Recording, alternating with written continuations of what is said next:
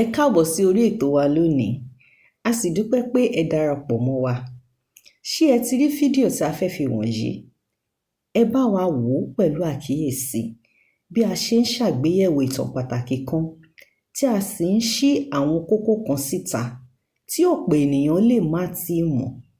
Kí a tó bẹ̀rẹ̀, ẹ jọ̀wọ́ ẹ fi ìfẹ́ yín hàn sí ìkànnì wa nípa fífẹ́ràn fídíò yìí kí ẹ sì ṣe alábàápín èyí tí òyìnbó ń pè ní subscribe.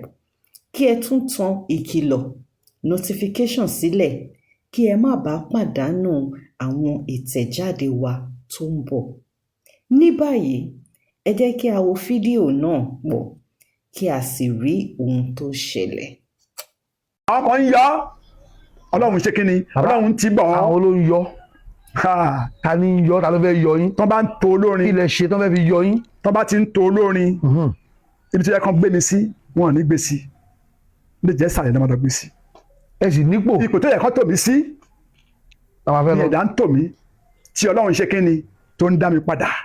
ibi tó yẹ kẹ́ wà ibi tó yẹ kán tò mí sí náà gbé mi sí torí kínni torí ìlara torí àwọn kan wà náà ní fújì tó ń kóra wọn jọ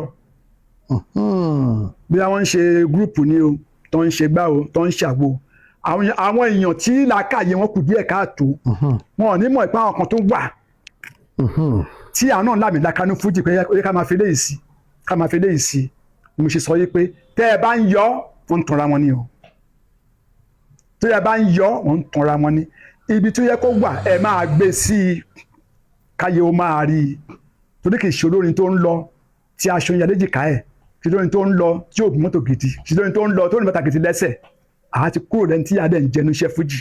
Let's thank God ká dẹ̀ thank Alhaji Sikiru Ayinde Barrister because iṣẹ́ tó ń ṣe sílẹ̀ òun là ń jẹ. ẹ ti wọ́n kọ́ táwọn gbọ́n sí ni bí wọ́n ní kò sí òní kọ́kọ́ ló dálẹ̀ jẹ́ bá ṣe náà kọ Síkírù pé àkọ́lé tí wọ́n jọ dálẹ̀ ni wọ́n jọ ní ni kẹ máa gbógun fún Barrister nìkan kò yẹ kó ẹ fẹ́ ṣe bẹ́ẹ̀ mọ́. màá sọ̀rọ̀ látọ̀ gbọ́n mi lẹ́nu. ẹ bàbá ẹ sọ̀rọ̀ káwọn èèyàn mọ̀ ẹ ṣe rí Alhaji Sikiru Ayinde Barrister lórí fújì. kí á ní kọ́lé ní ṣe ń bẹ̀ tóun nípa ni. ó tẹ̀lé ni. wọ́n bá ń kún jọ débẹ̀. ó tẹ̀lé ni. Alhaji Sikiru Ayinde Barrister is a Fuji music founder. òun ló dá nǹkan yẹn lẹ̀. wọ́n ti ń pè ní creator náà. he is a creator. àbálọ́ba ni àbáṣekejì ni òun bàbá kọ́ ló dá Fuji lẹ̀. Kọ̀lìntì kọ́. òun kọ́ ló dá Fuji lẹ̀ but it's now our aṣíwájú. lẹ́ni Sikiru Ayinde Barrister Emeva is the Fuji founder, Fuji creator. Ànábì Fuji nìyẹn. Mr. Fuji gan-an. bẹ́ẹ̀ ni gbogbo ẹni ni mo fi sọ o bàbá ṣèkejì ọlọ́pàá ni bó ṣe rí nìyẹn. ẹ bọ̀ gbà tí wàá sáyé wá jáde nígbà kan ó kọ ní onídòwò onídọ́là ló jẹ́. ó dárúkọ àwọn táwọn jọ lò gbà ní. ọwọ́ fi nọmọ wá bí. ṣe bẹ́ẹ̀ nìkan ló dá á lẹ̀ kẹ́nìkan tó tẹ̀lé. Barrister sí nọmba 14 lọ́nlọ́. no oníbàbẹ̀ lọ ni. lẹ́ni akí ara lé ẹ̀rọ ní akí àwọn tí wọ́n bọ̀ lójú ọ̀nà káàkiri tí ẹ ti wò wá adúpẹ́ pé òkun adúpẹ́ pé ọ̀sà eléyìí tí a fẹ́ ṣe lénìí by popular demand ni àná ń béèrè yóbóró yòbó sì lọ́tún yóbóró yòbó sì lọ́sì wọ́n fẹ́ mọ ibi tí bàbá wà tá a bá sọ nípa onífújì tó làmìlaka tí ẹnu wọn tólẹ̀ lágboolé orin ọ̀kan ni yóò mẹ́n àti wàá rí wọn báyìí àwọn sì gbé wa níbẹ̀ látàrí bó ṣe bẹ̀rẹ̀ ìdọ́gbọ́n ọ̀hún dé kí sì ni ohun tí wọ́n ń ṣe lọ́wọ́lọ́wọ́ kí tún ní ọjọ́ iwájú pàápàá èyí tó ń ṣe láìpẹ́ ó ṣe kan kò tí ì pẹ́ púpọ̀ náà tí ayẹ tó làmìlaka tí gbogbo èèyàn gbọ́ nílé tó gbọ́ lóko ni bàbá ẹ káàbọ̀ sórí ètò. kí n tó fi orin dá àwọn èèyàn mi lóhùn mo kọ́kọ́ kí ẹ̀yin bàbá mi kẹ́yìn ìyá mi lọ́mọdé lágbàlagbà lọ́kùnrin lóbìnrin gbogbo yín ni mo kí ẹ̀yin tẹ́ ń ra rẹ́kọ̀dù wa tẹ́ ń ra àwo orin wa tẹ́ ń ra CD wa tẹ́ ń ra kẹsẹ̀tì wa tẹ́ ń dọ̀m̀pọ̀ ẹ̀ tẹ́ ń fi sórí online tẹ́ ń sanwó síbẹ̀ fún wa àkọ́kọ́ dúpẹ́ lọ́wọ́ yín ìkọ́tà àbá dúpẹ́ tí ò bá sẹ́yìn kò sáwà àgbàrá because ẹ̀yin lẹ̀ náwó fún wa bẹ́ẹ̀ kò wá fún ibi iṣẹ́ eré ẹ̀ náwó fún wa ibi tí òun kẹ́lẹ̀ pè wá sí ẹ̀ fún wa lówó ẹ̀ ní ká gbà àwọn olólùfẹ́ lọ́kùnrin lóbìnrin ọmọdé àti àgbàlagbà bẹ́ẹ̀ ṣe náwó fún wa owó iná là ń ṣe kíni là ń lo àlùmọ́ọ́nì ẹ̀ tá a fi ń ra mọ́tò tá a fi ń ra irinṣẹ́ tá a fi ń ra aṣọ tí wọn kò tó bá sẹ́yìn kò sáwà ni o. mo lẹ́ni tí ó mọ̀ mi ṣó ń gbọ́ Sandoka èmi Ṣọlá àfijù olórin ó mọ ní ó gbóhùn erin ṣó mọ sá ó jí ọlọ́bẹ̀ ṣó dẹ̀ tí mọ mí nìyẹn dance to Fuji Sandoka orin yóò boró mi ìyókò ń sìn ní o. ẹ kúlé o. bàbá orin yóbóró yòbó ń sìn bẹ́ẹ̀ni ẹ ti ń fa kí nìyí bọ̀ ó tó bí ọdún mélòó sá pé àgbégbá fújì àwọn náà ṣe bí àwọn ará wájú ó tó bí ọdún mélòó lápapọ̀ tẹ̀ ti wà lẹ́nu iṣẹ́ yìí. tí a bá ní ká sọ nípa Fuji Sandoka Ọláwálé Ìṣọ̀lá Fatai Sandoka nísìnyí baálẹ̀ Délégún Àgọ́wòye tí mo ti di baálẹ̀ ibì kan baálẹ̀ ìlú kan ní ní báyìí. baálẹ̀ ìlú tí ó bá pé December ọdún yìí á pé ọdún mẹ́ta tí mo jẹ́ baálẹ̀ ìlú kan. tí ó padà wá dọba. bẹ́ẹ̀ ni láìpẹ́ láì jìnnà adéọba ń bọ̀. adébẹ̀ ṣùgbọ́n orí ṣe rí ká sọ nípa Fuji. táyé fi mọ̀ yín. Fuji tá a bá ti mú bàbá wa Alhaji àgbà Síkírù Àyìndé Barrister tí a mú General Kollington Àyìnlá ibi ń Kwara. ká tún wá fi ìbà fún ẹ̀gbọ́n mi bàbá mi King Wasiu Àyìndé Marshal. ṣé ẹ rí à ń jà lọ́tún èmi nọ́mbà 4 èmi nọ́mbà 5 èmi nọ́mbà 6 èmi nọ́mbà 7 èmi ò jà fún kankan o. ayé ló máa sọ tó wà ní ipò nọ́mbà 4 nọ́mbà 5 nọ́mbà 6. bẹ́ẹ̀ tí a bá ń sọ nípa Fuji ní gbogbo àgbáyé Sandoka tẹ́ ẹ̀ bá fi sí 4 ẹ̀ fi sí 5. tẹnumọ́ bẹ́ẹ̀ ni ní àgbáyé tá a bá sì fi sí 4 a fi sí 5. ẹ tún bá rò wípé àwọn kan wà níbẹ̀ tán kàn tún fi ọjọ́ orí jùlọ díẹ̀ ẹ fi sí nọ́mbà 6 kò gbọ́dọ̀ kọjá nọ́mbà 6. bàbá tá a bá ní ká àti ní 1 àti ní 2 àti ní 3. ká fi sí nọ́mbà 4 ká fi sí 5. ṣe mo sọ fún bàbá gbà ṣe. olóòtú mo ti ní 4 5 6 ní àgbáyé mi ò pé èèyàn kankan kọrin mi nìkan ni mò ń kọrin. mi ò mọ̀ pé èèyàn kankan kọ Fuji èmi nìkan ni mò ń kọ Fuji. káwa ní 4. Síkírù Àyìndé Barrister ní first. ká mú first. General Kollington Àyìnlá ó di 2. ó di 2. ìkẹta ńkọ́ Olúayé Wasiu Àyìndé Marshal. ọmọ ojúṣàgbọ́n ọgọ́jì ó di mẹ́ta. nọ́mbà 4 5 6. Sandoka Fuji Merengue. Sashina Akanni ọ̀gọ́lóníwà. Sandoka ńkọ́ ẹ máa fi àmẹ́rẹ̀ẹ́rin yẹn lẹ́ẹ̀. àwọn mùsùlùmí ní kọ́ bọ́lẹ̀ fi wọ́n sí. mùsùlùmí wà ní. Òbésèré ọmọlápálá bọ́lẹ̀ fi sí. Déwálé Àyùbá. ẹ ń sọ̀rọ̀ Òbésèré ẹ ń sọ̀rọ̀ Àyùbá ẹ ń sọ̀rọ̀ kínní. mo ní Sashina Akanni. mo ní Kẹ́mi Merengue. Sandoka. àwọn Ṣẹ̀fí Àlàó. bàbá oko. kẹwàá mú Àyùbá. àwọn generation ti wà nìyẹn tá a jọ ń lò gbà. ṣé kí n tún kà fún yín kẹ́ tún gbọ́. àwọn èèyàn ń gbọ́ yìí. ìkẹrin ẹ jẹ́ ká mú Merengue. Nìbàdàn. mò ń kà ní o mi ò fi hàn sí póòsì o ẹ má ṣì mí gbọ́ o. kọ́lọ̀ tó fúnra wọn. bẹ́ẹ̀ ni Rashidi Àyìndé Merengue Fuji Merengue ní Ìbàdàn. Sashina Akanni ọ̀gọ́lóníwà lẹ́kọ̀ọ́ ń bí. Ṣẹ̀fí Àlàó lábẹ́kúta Adéwálé Àyùbá. ṣé àwa yẹn lájọ jáde pọ̀ lájọ ń lò gbà. oníkálùkù lóhùn tó ń bá lọ ṣiṣẹ́ níbì kan kóhùn pòsì ẹ̀ sórí mídíà oníkálùkù bó ṣe ń lo ayé títí ẹ̀ ọ̀tọ̀ bí mo ṣe bá yín sọ̀rọ̀ mo kọ orin mọ́jú ni. lágbo eré. mo kọ orin mọ́jú ni mi ò lè gbé oníkálùkù bó ṣe ń lo ayé ìtayé ẹ̀ ń pè ẹ̀ bí ẹ tó bá gbéṣẹ́ ẹ o bí àwọn jẹ́ kórè mi lọ o ẹlòmídìí tó bá gbéṣẹ́ ẹ o tó ń gbaṣẹ́ oníkálùkù ló ń bó ṣe ń lo ayé tòun mi ò lè ṣe kí n má lọ síbi iṣẹ́ ṣùgbọ́n ẹ máa rí àwọn kan tí mo ń post nípa nǹkan mi nípa tí manager mi ń post bí mo ṣe ń rìn bí mo ṣe ń ṣe kẹ́ ẹ fúnra yín gbé wò ibi ẹ bá tò mí sí tí Ọlọ́run bá ti tò mí síbẹ̀ àbòkè so ìdáhùn tẹ́ bè lọ́wọ́ mi yẹn ni mo ti dá yín lóhùn yẹn. Sandoka Fuji Merengue Sashina Akanni Ṣẹ̀fí Àlàó Kàdíràmú Adéwálé Àyùbá oníkálùkù ló ń bọ̀ ṣe ń ṣe kíni bọ̀ ṣe bọ̀ Òbésèré kí n tún wá fi sí. ara yín náà ni àbílẹ̀yìn ló wà. bẹ́ẹ̀ ni kẹ́ tún fi Òbésèré náà sí. Sandoka Fuji Merengue Òbésèrè Akanni Sashina Akanni Adéwálé Àyùbá gbogbo àwọn tẹ́mi dárúkọ yẹn lájọ jáde pọ̀ ẹjọ́ lò ó ni lájọ ń rò ó pọ̀ oníkálùkù ló mọ ibi tí bàtà ti ṣe kíni ti ń ta àwọn lẹ́yìn ẹsẹ̀ gbogbo àwọn tí mo dárúkọ yẹn kò sí ẹni tí ò wà òkè nínú wa ẹ gbàgbé àyè ọpẹ́ yọ ní ayé oníkálùkù ní tèmi yóbóróyóbó ń sìn ayé ọpẹ́ yọ yóbóróyóbó ń sìn mo láwọn bèbí ń fẹ́ báyìí jó gbé nílẹ̀ kò dìde ìṣọ̀lá mi là ń ké sí ọmọ gẹ̀rí yòbóró mi yòbó ń sìn ṣẹ́rí orin yẹn yóò mẹ́ tẹ́yìn sọ yẹn bọ̀bọ̀ Sandoka play your music play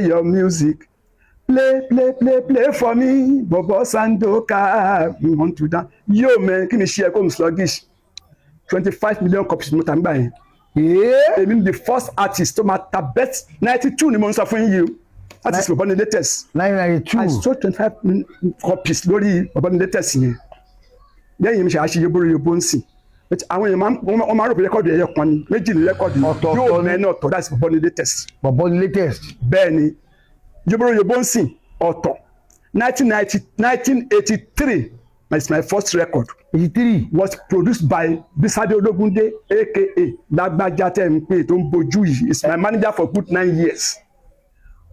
Lágbájá ọmọ bàbá mukọ. ó ṣe manager yín rí. ó manage me for 9 years. òun ló jẹ́ kí n gbà ní limelight tí mi ò lè gbàgbé ẹ̀ mi ò lè ṣe interview. ṣùgbọ́n òun ò tí ì máa kọrin nígbà yẹn. ó ti máa kọrin nígbà yẹn but he was playing jazz music then. Ologunde láti Lágbájá. he was playing jazz music nígbà yẹn. manage me ó fi owó ẹ̀ mi ò lè dárúkọ olórin lájèjì kí n dárúkọ ẹni tí mo lè fìbà fún kí n má dárúkọ Bisade Ologunde that is Lágbájá. because òun ló yẹ kí n wà ní ayé bí mo ṣe wà yẹn because òun ló dictate me as a good musician. tó sì náwó ẹ̀ ó náwó náà. bẹ́ẹ̀ ni démi lórí tí mo kàn lọ bẹ̀ yẹn ní sàn pé ẹ̀bẹ̀ nípa yẹn mo kàn lọ bẹ̀ yẹn tí mo ní dárúkọ rẹ̀ láyé yìí kí n ṣe interview kí n má dárúkọ ẹ̀ ṣọ́ọ̀ mi yé yín tó kó ṣe rí nìyẹn. rẹ́kọ̀dù yẹn ní ìgbà yẹn mo 35 million copies láti ìgbà yẹn mo ṣe Do Me Right mo ṣe Àbọ̀ Mẹ́kà mo ti ṣe rẹ́kọ̀dù 24 ṣùgbọ́n bẹ́ẹ̀ ni mo lè bẹ̀rẹ̀ sí ní kà fún yín kẹ́ lọ gbọ́ ẹ̀ kẹ́ lọ wo ó máa pé. So I thank God ta lè bí ń pa brother mi sọ́ńtẹ́ bí ń pa nù wa oníkálukú ń ṣe kí ni àjọ ń ká àjẹ fúnra wa ni.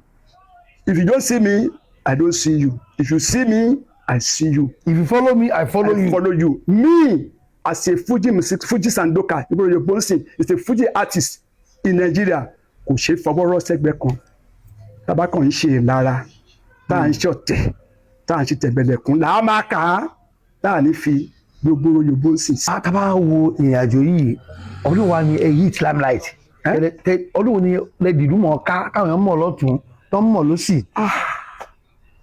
ọdún wo ni láti first album yẹn jẹ́ kó yẹ mí 1983 ni mo ṣe. ìgbà náà èmi mo kọ́kọ́ mo ṣe fídíò fún rẹ́kọ̀dù ńgbà yẹn náà ó ṣe fídíò fún mi black and white. gbọ́n barista ṣan ti ṣe tí wọ́n ti àbáwọn tí máa ṣe. ẹ lọ béèrè kẹ lọ play Sandoka jẹ́ kó yẹ mí 1984 kẹ lọ gbé fídíò kẹ mi ò sọ pé èèyàn lè ṣe fídíò 90 bet baba Sade try. ìyàwó náà 84 lè pé 84 no 83 because wọ́n lè lọ ṣe wọn pé kéèyàn ọ̀tá sọ yìí sìn ọ̀rọ̀ rí afẹ́fẹ́ ni bẹ́ẹ̀ni tó bá lè fà á pé kò rí bẹ́ẹ̀ kò sọ bẹ́ẹ̀ kọ́ lọ wò ó ẹ̀ka bá ń sọ nípa fídíò máa àwọn bẹ́ẹ̀ ṣe fídíò ní Fuji o Sandoka ẹ gbàgbé o. so àwọn kọ̀ọ̀lì tí o ti ṣe tí wọ́n gbà yẹn barista ò tí ì ṣe. ẹ lọ béèrè lọ́wọ́ wọn pé fídíò wọn tó jáde Wàsíù Àyìndé tó jẹ́ ẹ̀gbọ́n mi fídíò wọn ó lè wà ní tàbí nígbà yẹn o èmi mo ṣe first record mi black and white video wọ́n yìí ló ṣe fún mi. Lágbájá sì ló produce ẹ̀ ọ̀n bàbá mukọ́. ló produce record. àṣeyẹn báyìí jẹ́ báwo lẹ ṣe ní lọ́n gbàdúrà.